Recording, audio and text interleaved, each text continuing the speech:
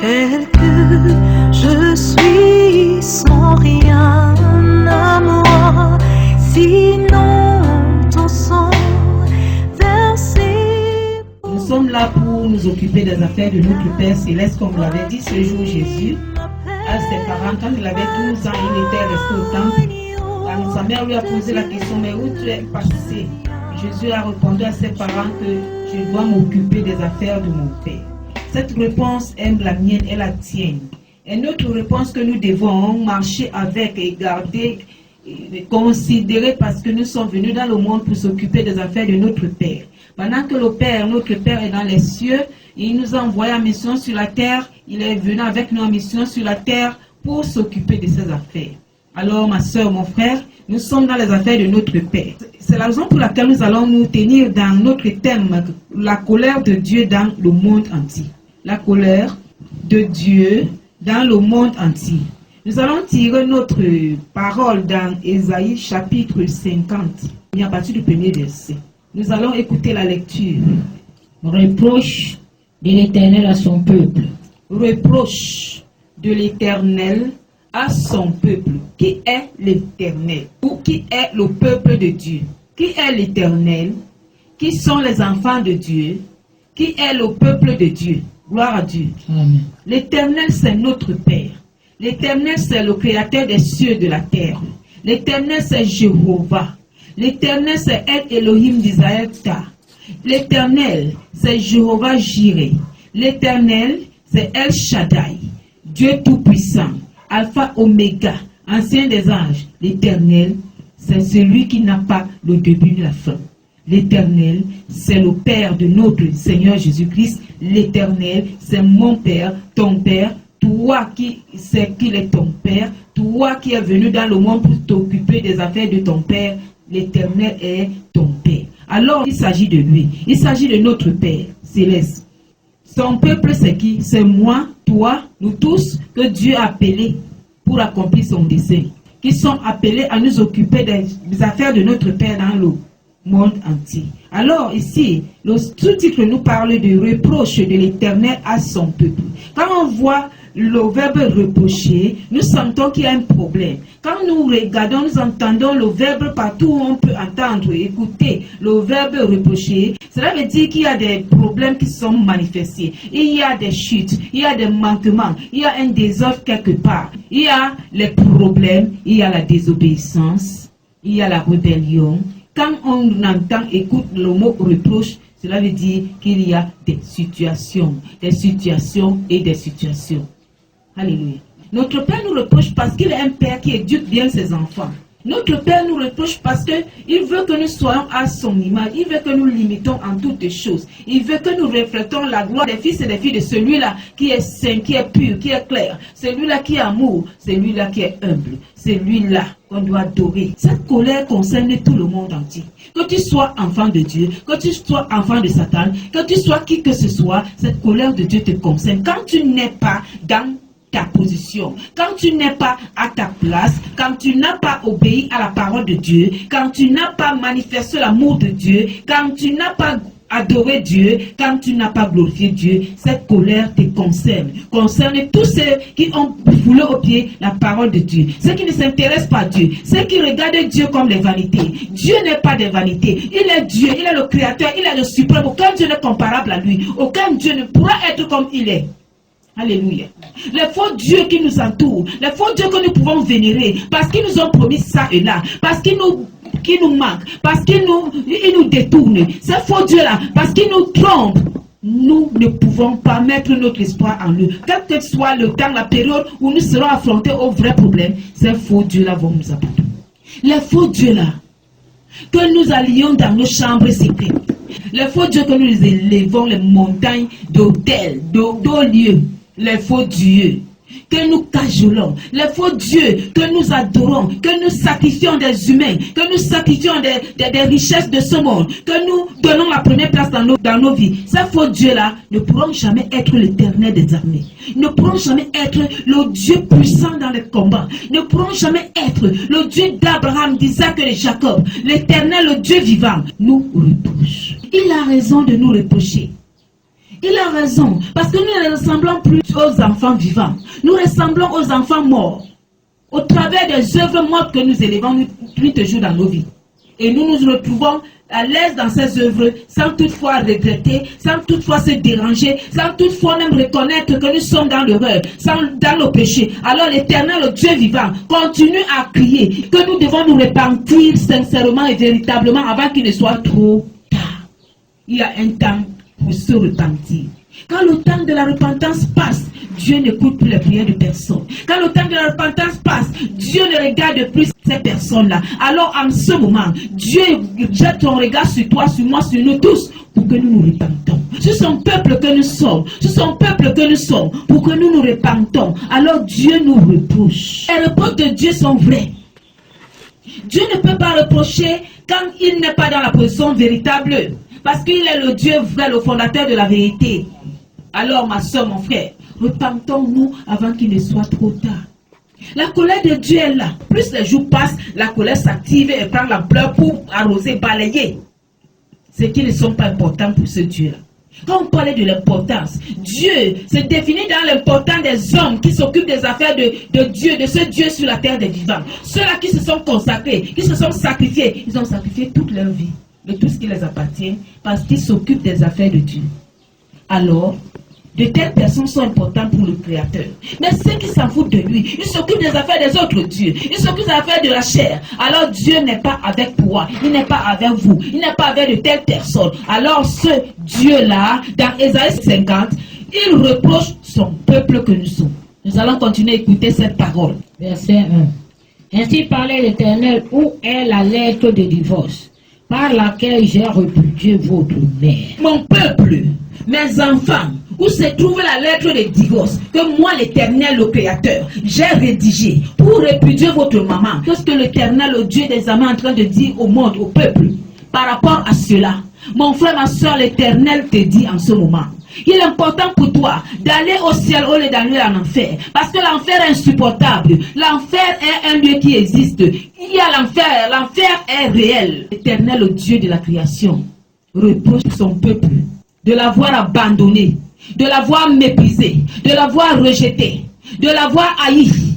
Pourquoi l'Éternel peut-il continuer à reprocher ton peuple? Parce que son peuple a aimé un autre Dieu qui n'est pas l'Éternel. Il a adoré d'autres dieux qui ne sont pas l'Éternel. Ils se sont consacrés à d'autres dieux qui ne sont pas l'Éternel. Ils ont vénéré d'autres dieux qui ne sont pas l'Éternel. Ils ont considéré d'autres dieux qui ne sont pas l'Éternel. Ils ont valorisé d'autres dieux qui ne sont pas l'Éternel. Alors le Créateur des cieux et de la terre, le Dieu de vengeance, le Dieu de rétribution, repousse son peuple. Nous continuons à écouter cette parole. Ou bien auquel de mes créanciers vous ai-je vendu? Voici, c'est à cause de vos iniquités que vous avez été vendus. Amen. Moi, Dieu, je ne suis pas un Dieu qui crée le monde, qui crée les hommes pour les vendre, comme des bêtes, des moutons, comme le font d'autres hommes dans l'univers. Je ne suis pas ce Dieu-là qui crée des hommes à mon image et je les livre à l'esclavage. Je les vends comme de la marchandise, comme d'autres dieux le font pour vous. Mais vous continuez à les suivre. Vous continuez à vous soumettre à eux. Vous continuez à vous humilier à eux. Vous continuez à les vénérer, à les adorer. Pendant que vous confessez que je n'adore pas ce faux Dieu-là. Je ne les adore pas. Je t'aime, toi, le Créateur des cieux et de la terre. Vous accomplissez ces œuvres dans vos vies, sur votre chemin. Alors, le Créateur des cieux dit en ce moment, je ne suis pas celui-là. L'Éternel te dit, ce sont tes iniquités qui t'ont livré à la servitude, qui t'ont rendu esclave. Ce n'est pas moi Dieu, ce sont tes fautes, ce sont tes péchés qui te rendent esclave, qui te rendent en servitude. Moi Dieu, je suis vrai, je suis sincère, je suis le Dieu qui accorde la liberté à tous ceux qui sont dans le besoin. Alléluia. C'est à cause de vos péchés que votre mère a été répudiée. C'est à cause de vos péchés que votre mère a été répudiée. C'est à cause de votre péché, vos péchés, que votre mère a eu honte. Votre mère vous a abandonné. Votre mère est partie. Parce qu'elle a eu la honte de vos actions négatives. Vous a abandonné, elle est partie. C'est pas parce que je lui ai donné la lettre de répudiation, de divorce. Vos péchés ont débordé le vase. Alléluia.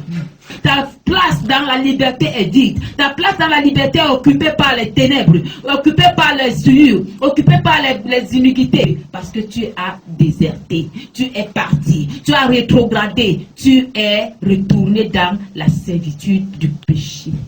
Dieu n'aime pas le péché.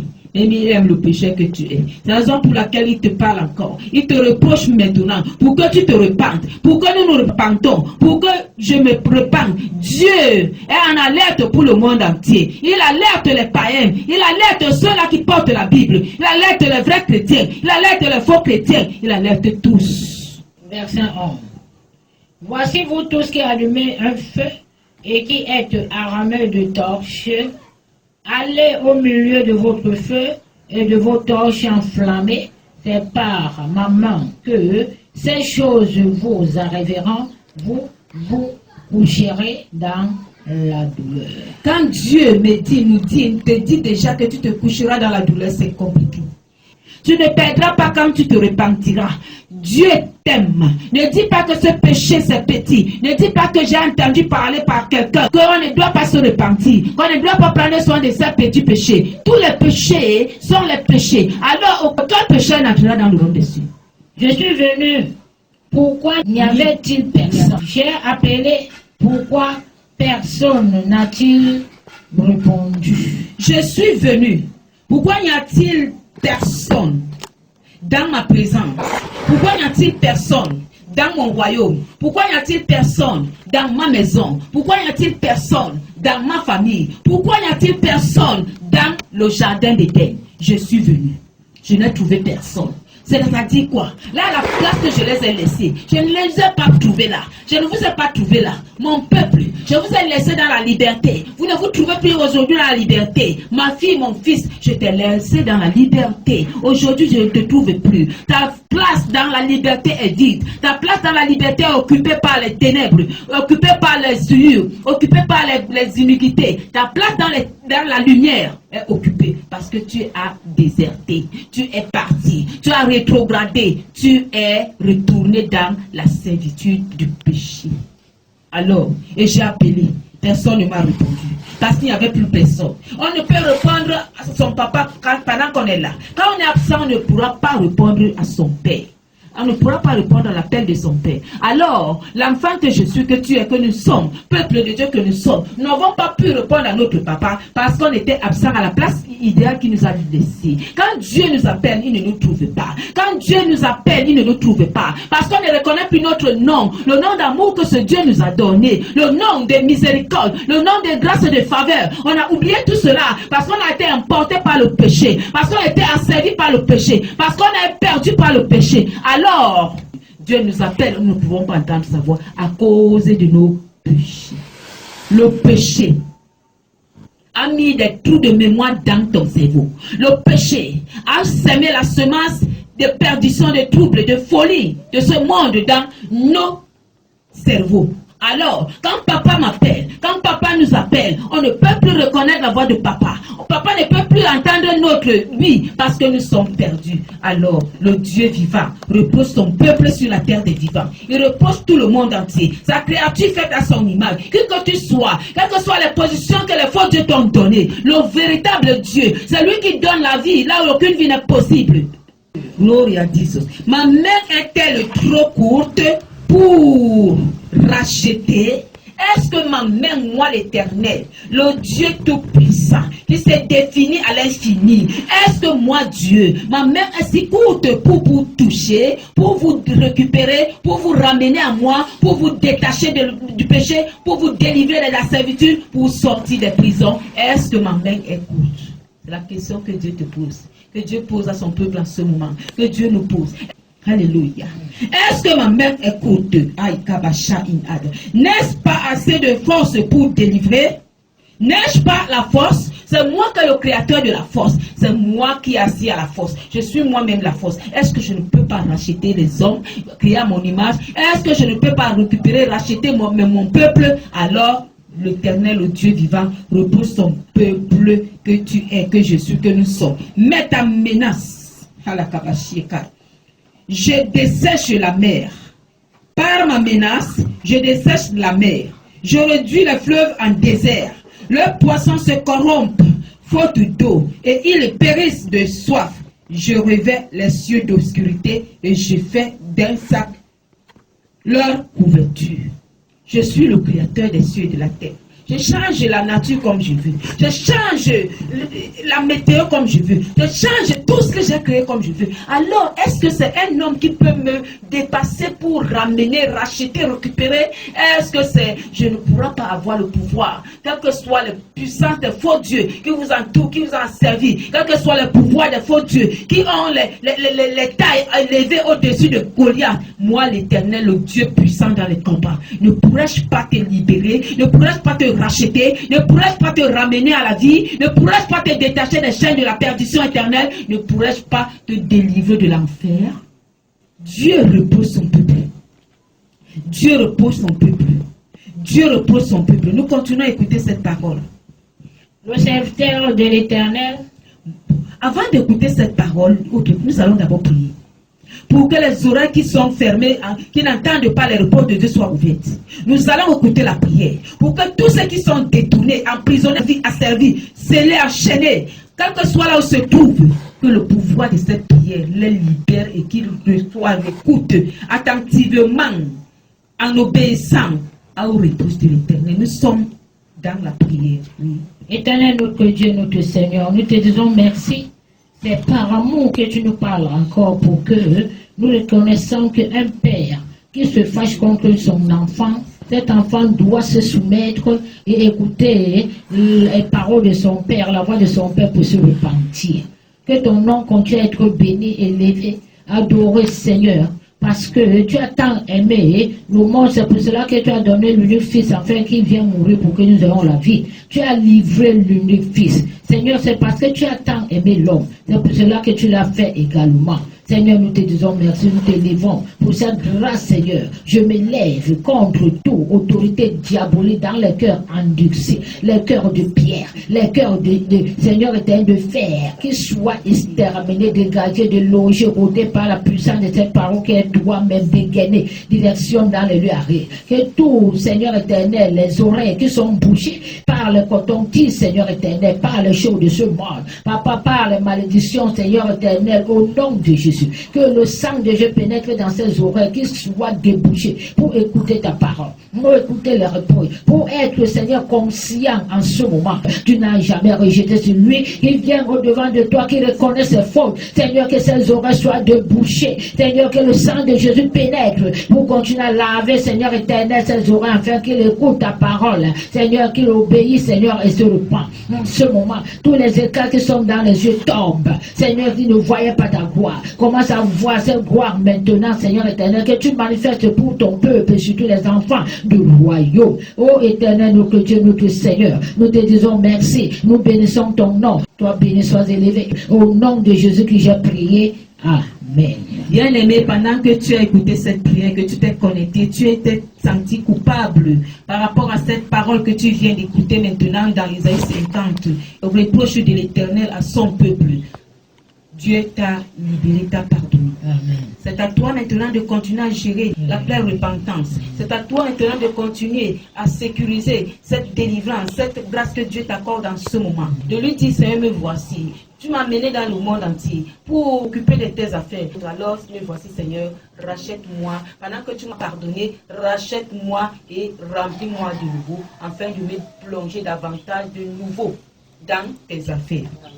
Alléluia. Nous allons continuer à écouter Isaïe 50. Isaïe 50, le serviteur de l'Éternel, outragé et secouru. Le serviteur de l'Éternel, outragé et secouru.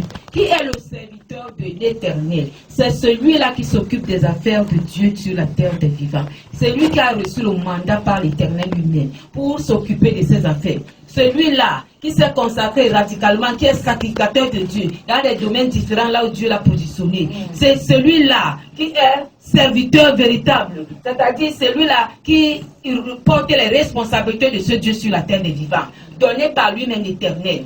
C'est celui-là qui est serviteur de Dieu. Celui qui sert Dieu. C'est celui qui est serviteur de Dieu. Pas servir Dieu que tu veux rapporter la vie pour aller à l'église. Non. Pas serviteur de Dieu que tu t'es proclamé pasteur, prophète, quoi que ce soit, non. Pas serviteur de Dieu que parce que tu as vu l'autre est devenu pasteur, toi aussi tu es devenu pasteur, ce n'est pas l'autre là. Pas serviteur de Dieu parce que tu pars à l'église, tu donnes la dîme, ce n'est pas l'autre là. Serviteur de Dieu, c'est celui qui ne vit plus que Christ vit en lui, à son niveau.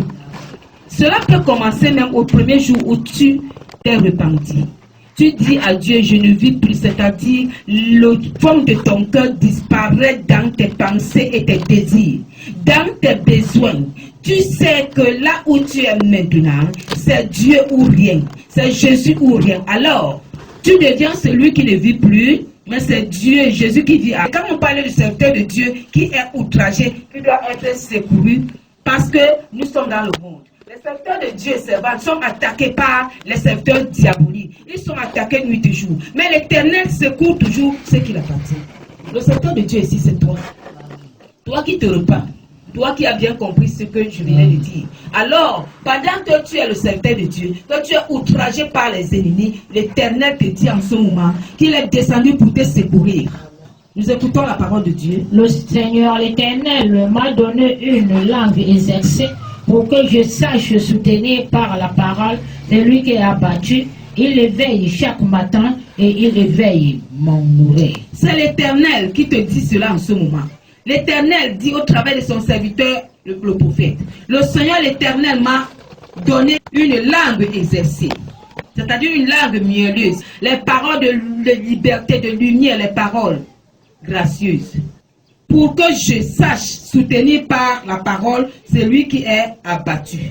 Il éveille chaque matin, il éveille mon oreille, c'est-à-dire quoi? Chaque matin il te parle, il te dit ce que tu dois faire. Il te dit ce qu'il attend de toi. Il te dit ce qu'il veut de toi. L'Éternel des armées, le Dieu vivant et puissant. Alléluia. Pour que j'écoute comme écoute des disciples. Oui. Le Seigneur l'Éternel m'a ouvert l'oreille. Et je n'ai point résisté. Je ne me suis point retiré en arrière. C'est ce que tu dois demander à Dieu en ce moment. Que cette parole soit ta parole au nom de Jésus.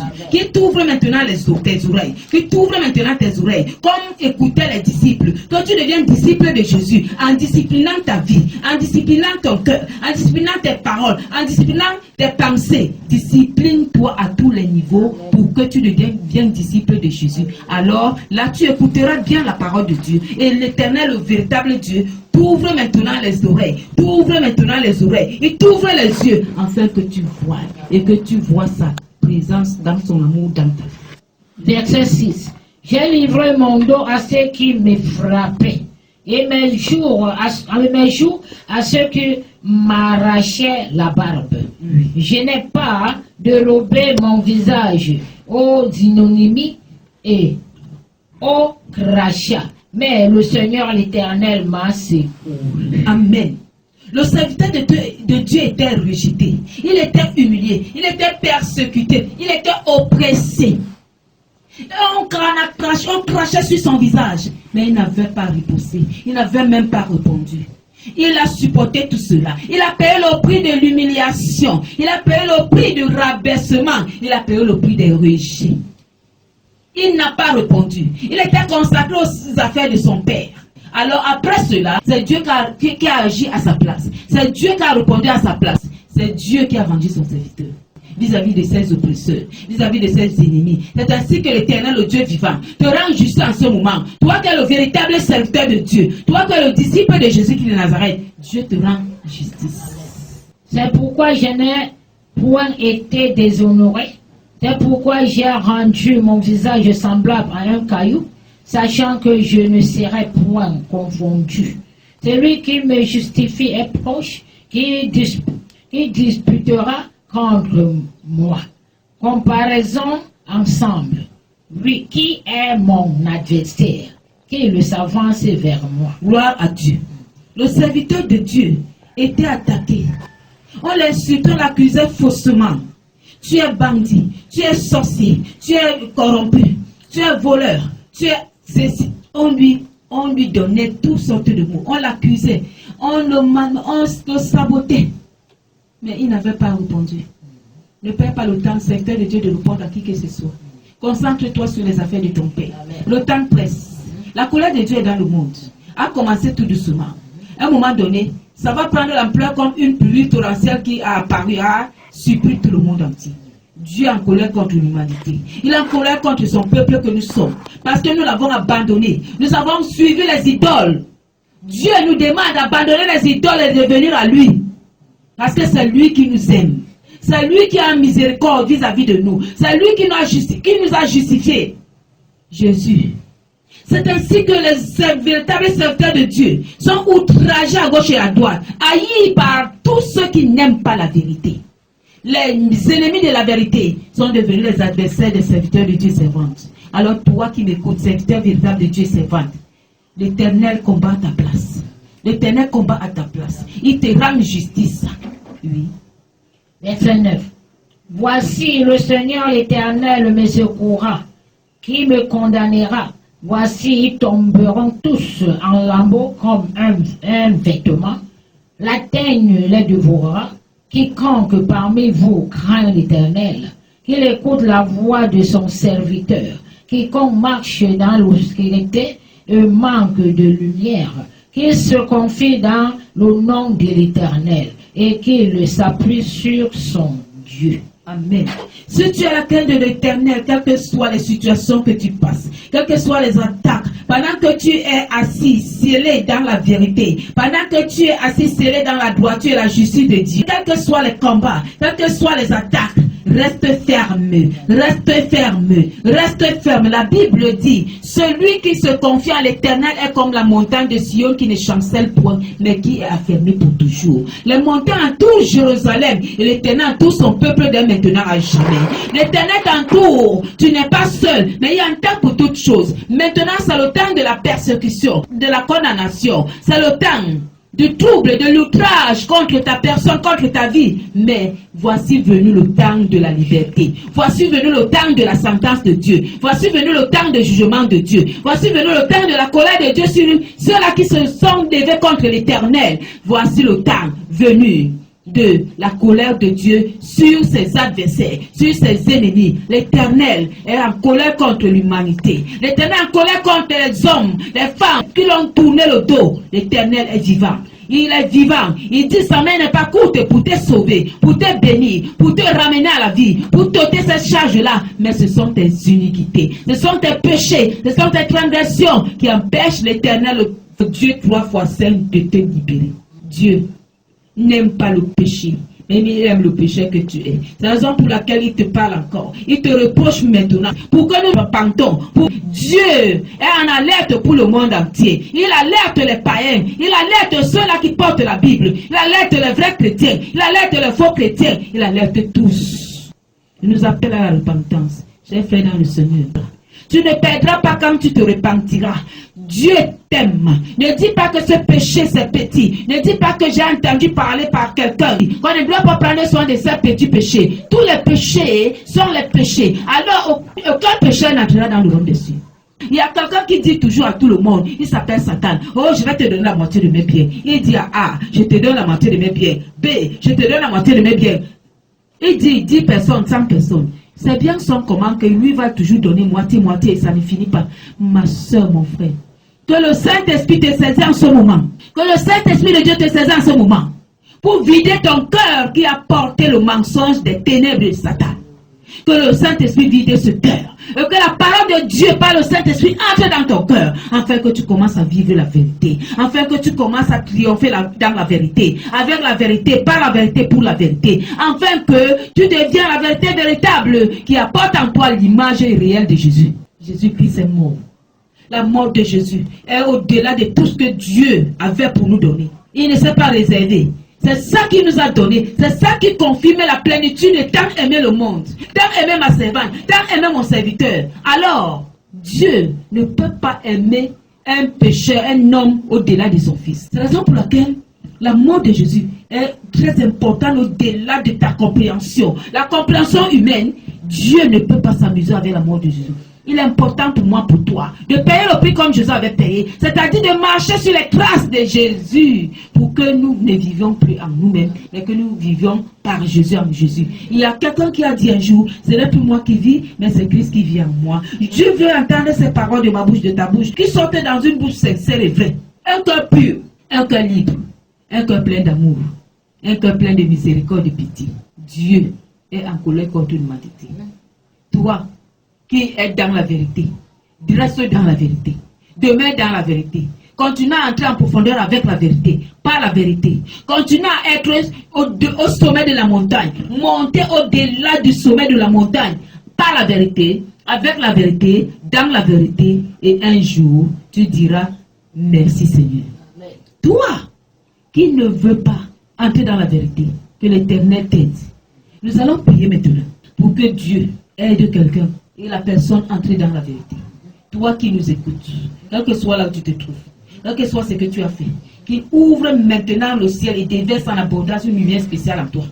Que cette lumière t'apporte les choses cachées que tu ne savais pas. Les péchés, les iniquités, les transgressions cachées, nous sommes dans la prière. Notre Dieu, notre Seigneur, toi qui fais briller ta face en ce moment dans la vie de ceux qui t'ont écouté et qui se sont sentis coupables, que la puissance de cette parole pénètre dans les cœurs endurcis qui vivaient le mensonge, afin que ce mensonge soit dégagé, délogé, ôté dans ce cœur, dans les pensées, dans les réactions, et que la vérité prend autorité en toutes choses, dans ces cœurs, dans les pensées, dans les regards, dans les paroles en ce moment, afin qu'au travers, Seigneur, de cet enseignement, cette vérité commence à produire les fruits dignes de la gloire de ton nom. Cette parole produit les fruits dignes de la repentance. Que la repentance soit sincère, la conversion, de quitter au faux pour Seigneur éternel au vrai, de quitter des ténèbres à la lumière. Tu es l'unique que nous pouvons prier et crier à toi en ce moment. Nous te bénissons, Seigneur, parce que tu as ouvert les cieux pour écouter les cris de tes enfants dans la sincérité, Seigneur. Dès qu'ils sont en ce moment conscients, continue à ouvrir, Seigneur, les cœurs pour continuer, Seigneur, à s'examiner pendant que ces paroles passent, Seigneur. Que ces cœurs soient ouverts totalement, qu'ils te reconnaissent, Seigneur, et qu'ils viennent comme des enfants, Seigneur, au devant de toi pour te dire, mais voici, papa, je n'ai pas de force, et toi, tu leur donneras la force. Toi-même, tu les guideras, tu les orienteras, quel que soit leur état. Mais qui croyaient, aide, Seigneur, les grands qui deviennent des petits en ce moment pour, Seigneur, éternel, profiter de toi. Cette grâce que tu as fait descendre, Seigneur, gratuitement sans prix d'argent. Tu ne demandes à l'homme rien, seulement le cœur. Nous n'avons pas un autre Père qui peut nous attirer comme toi. Nous n'avons jamais compris les paroles que tu as sorties pour nous libérer dans les bouts de quoi que ce soit, de qui que ce soit. Tu es le seul Dieu que nous allons vénérer, que nous allons nous soumettre pour que ce qui arrive nous sont épargnés. Sois béni, Père. Toi qui écoutes cette parole, que l'Éternel continue à pacter ton cœur de l'amour. Un amour sincère envers ton prochain, envers l'Éternel, envers toi-même, afin qu'au travers de cette parole, nous sortons victorieux. Au nom de Jésus que j'ai prié, Amen. Ma soeur, mon frère, bien-aimé dans le Seigneur, pendant que tu as écouté cette prière, que Dieu t'aide et que Dieu te bénisse davantage. Pendant que Dieu te bénit davantage, que tu ne cesses d'ouvrir la bouche pour témoigner de ce que Dieu a fait dans ta vie. Parce que la gloire de Dieu est descendue pour racheter, ramener les brebis égarées de la maison d'Abraham. Que la paix du Seigneur reste avec toi au nom de Jésus-Christ. Amen, amen, amen. Pour être pardonné, je viens souiller. Pour être purifié, désespéré. Pour être sauvé, je viens blessé. Pour être guéri, oui, par le sang de l'agneau, je suis accueilli à bras ouverts. Dès que je suis ton cœur est prêt